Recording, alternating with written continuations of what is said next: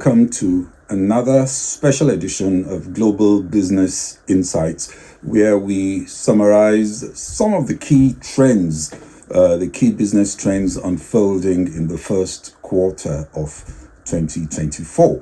But first, just out this morning, China's National Bureau of Statistics data showed that manufacturing activity expanded in March, with the PMI, that's the Purchasing Managers Index, showing a reading of 50.8 compared to February's 49.1, also higher than what most analysts had expected and the quickest pace since February last year. The report revealed that the manufacturing sector conditions in China further improved, driven by greater inflows of new work, including from abroad.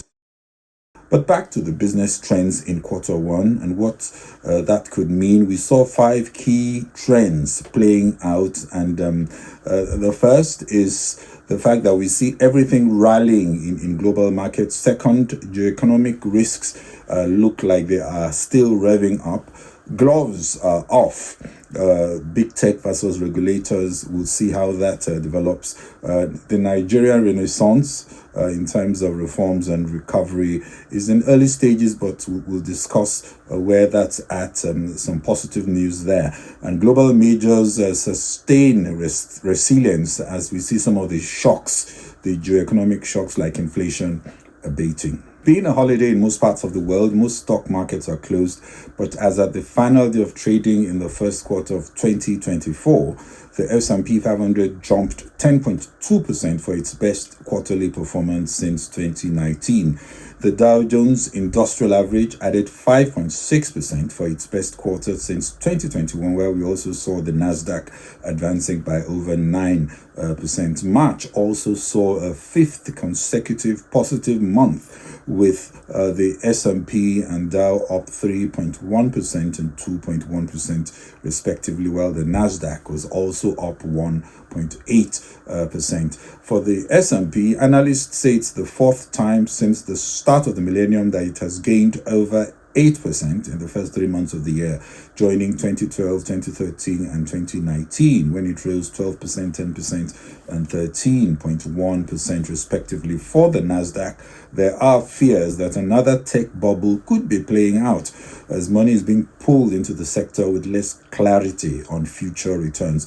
But it's not just all technology stocks driving the market higher. The S&P 500 Healthcare and Consumer Staples Index notched their best quarters since the fourth quarter of 2022. Financials and consumer staples were also on track for 5 months of gains this March, their best showing since 2018. The small caps Russell 2000 is also up 6.2% this quarter.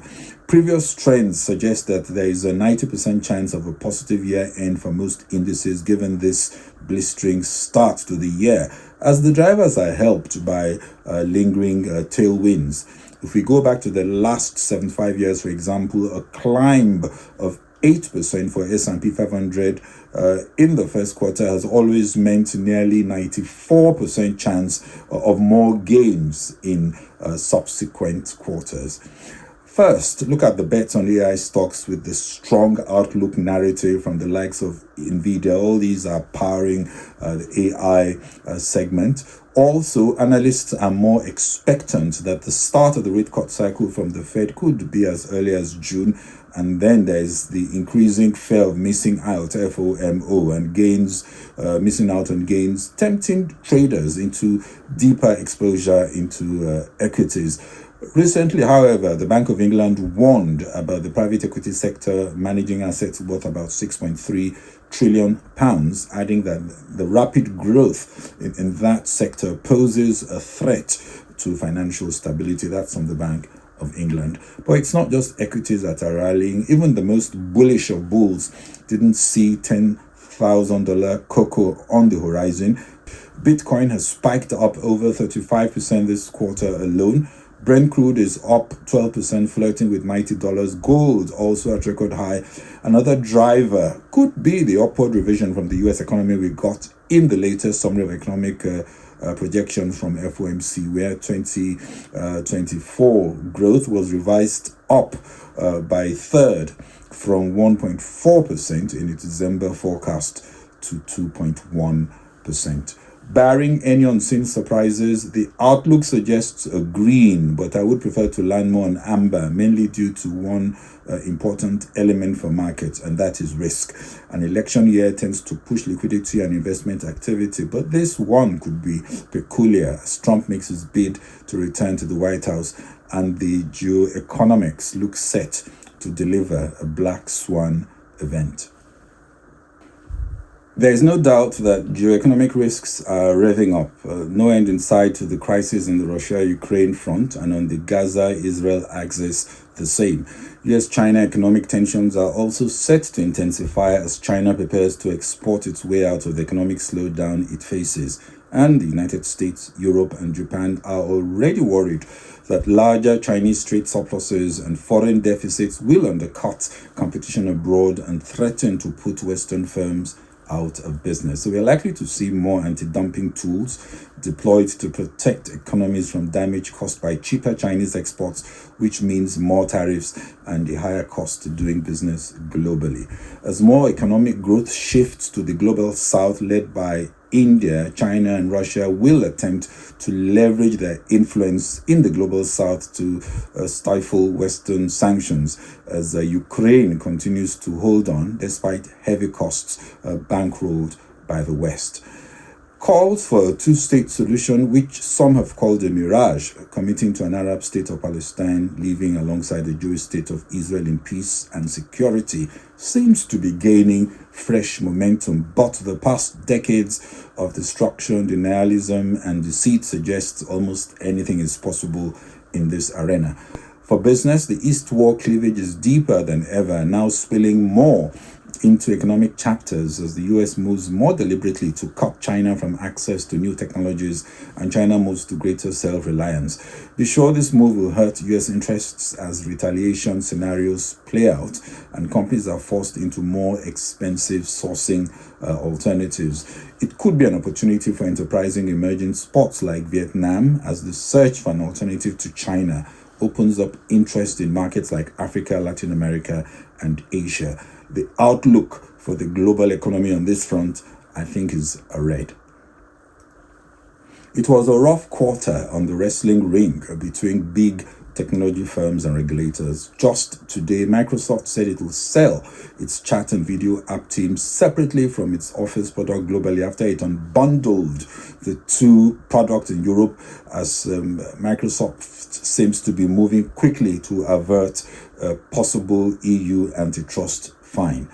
Big tech in quarter one saw major antitrust regulators on both sides of the Atlantic accelerate actions to address what they've called unfair anti-competitive practices, beginning comprehensive compliance reviews based on the new Digital Markets Act in Europe, while in the US, the watchdogs are much more serious about finding ways to break up the likes of Apple and Google. Big tech firms continue to push back on the alleged accusations and argue that the US lawsuit is wrong on both facts and the law. But what is going to be interesting is to see how other country watchdogs are inspired to pile more pressure, eyeing the cash-rich chest of big tech firms. We are seeing a growing number of probes outside the EU and US, and we are likely to see more in places like China, India, Nigeria, Australia, and Latin America. Last month, the US DOJ warned Apple that a breakup order is in no way excluded as a remedy to restore competition after the DOJ teamed up with 15 states to sue the iPhone maker for monopolizing the smartphone market. Many remember what happened in 1984. AT&T was broken up into 7 independent companies to open up one of the most powerful monopolies of the 20th century. But this walled garden will not be as easy to deconstruct. There is far much more integration, and the legal battle could take years to resolve. And as fresh microscopic scrutiny is on the rise of artificial intelligence capabilities, regulators are set to throw as many arrows as they can, hoping that some will find their target. For now, the big tech firms are like I said, intensely integrated, and breakup, even if ordered, will not be as easy to comply with, and most likely it will be a tough cut battle. Looking at outlook for the smaller, well-positioned tech players who managed to stay out of the radar of regulators and are strongly positioned, especially in the new AI space, 2024 would be a very green year. My suspicion, based on what we've seen so far, the more magnificent players will be prepared for resistance to their business models and will be re-strategizing on how to straddle this tightrope as they find optimum balance in pleasing regulators while also maximizing incomes. Again, for overall business outlook, I will say this is amber. President Bola Ahmed Tinubu set up 2 additional organs of economic management along with the already existing economic management team. At the beginning of the year, Emerging Value Insights came up with its own projections, borrowing from analyst scenarios and looking at the first quarter. The economy is not yet in a game change scenario, but has clearly made progress. Great strides have been achieved with FX reforms as the gap between the parallel markets and official exchange rates have collapsed, and the naira has appreciated to the dollar, given what we saw as the most likely scenario range of 1,000 to 1,300 naira to the dollar. But this has come at the cost of very aggressive hikes on policy interest rates. The policy rate is way above what most analysts had foreseen in January. It's now 24.75%, and inflation at 31.7%, still expected to inch higher. The gap between inflation and the key rate is over 400 basis points. But another bit of good news is the reported inflows of foreign direct investment, which has seen some improvements. To be clear, apart from the FX appreciation of the naira, the economic growth outlook remains hobbled by high interest rates, though helped by firmer oil prices and reportedly a resolve to improve ease of doing business. My advice to the newly set up task forces: there may be quick wins, but the more sustainable gains are tougher and will require more structural and institutional reforms to radically improve, for example, ease of doing business and open the window to sustainable improvements in foreign investment inflows and, of course, improvements in foreign reserves. The probability of a game change scenario is higher, from 20% to 25%. It's also not just about today's FX rate data, which is a clear early win, but like I said, more about sustainability and about building strong fiscal buffers that can withstand future shocks, and about institutionalized reforms. EVI will be watching for the latest rankings on ease of doing business improvements, also watching the inflation trajectory and fiscal discipline indicators. I would leave the modeling scenario at 30% probability, which is still high. Like we've always known, it's not the paucity of ideas or the gaps in narrative or lack of committees. It's always been about weak execution at the micro levels and staying power with reform in a marathon to realize the exceptional potential that Nigeria represents. I would conclude to say the outlook here is green. On the last trend, I will be brief here. We see global corporates sustaining a resilience as some of the shocks such as inflation and supply chain snarls are abating.